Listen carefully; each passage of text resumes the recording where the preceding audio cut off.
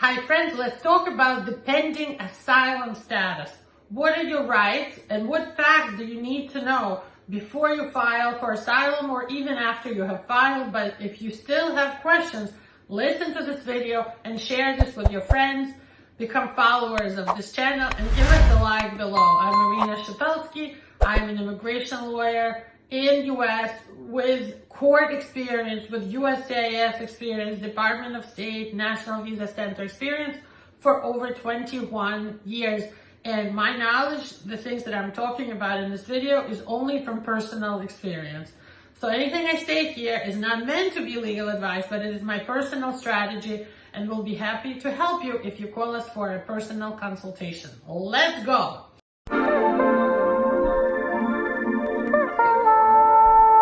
So what is the first fact that I want to discuss about the pending asylum status? You filed for asylum, you're waiting to be called for an interview. The first thing you need to know is how long does it take to get the employment authorization, your work permit. It's going to take you from the date of filing to the time you're going to get your plastic work permit in hand, around 9 to 10 months. Second, you don't get advance parole. Pending asylum status does not anticipate a parole travel document. However, if it's a true emergency and you have a letter from your country or another country that a close family member is, God forbid, dying, sick, has some serious illness and needs to have you there, some letter from a doctor, letter from a hospital, something like that, death certificate, you will be able to get an emergency travel document. However, that will probably be only for a short period of time, like 30 or 45 days.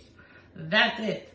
You don't get a green card until your asylum case is approved, and then you have to file for a green card as a separate new case. So if you file for asylum, you will eventually get a green card. But first, your asylum case will be approved, and you will receive asylum status. You will be an asylee, refugee. With that, you will get the travel documents called refugee travel document and a work permit that's probably going to be like for 5 years, indefinite. But not until then do you have a right to file for a green card. And then you would file for a green card. By the way, while you're waiting for your asylum interview or your asylum hearing in court, you have a right to a work permit that I mentioned already, and they're currently giving work permits that are good for 5 years. So they will be valid for 5 years for the lead applicant, the spouse of them, and the kids under 21. Why do kids need a work permit? Only because they need a social, and also because the work permit is your proof that you are here in legal status, in pending legal status.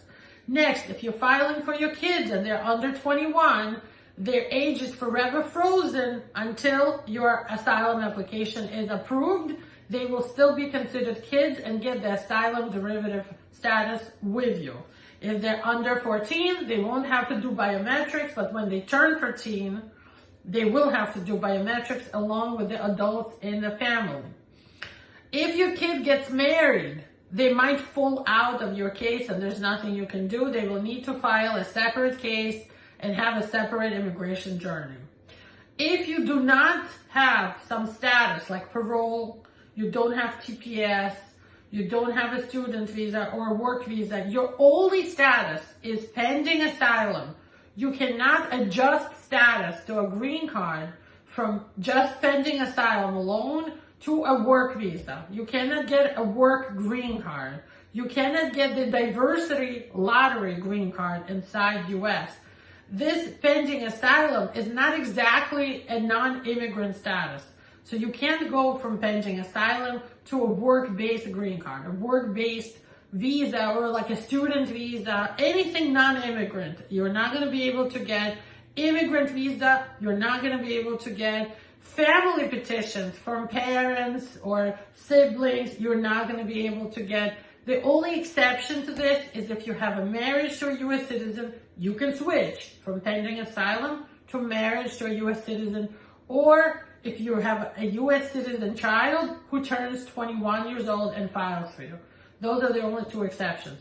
Finally, if you get arrested for a crime, having pending asylum may not protect you from getting deported. It is not some magic shield, okay?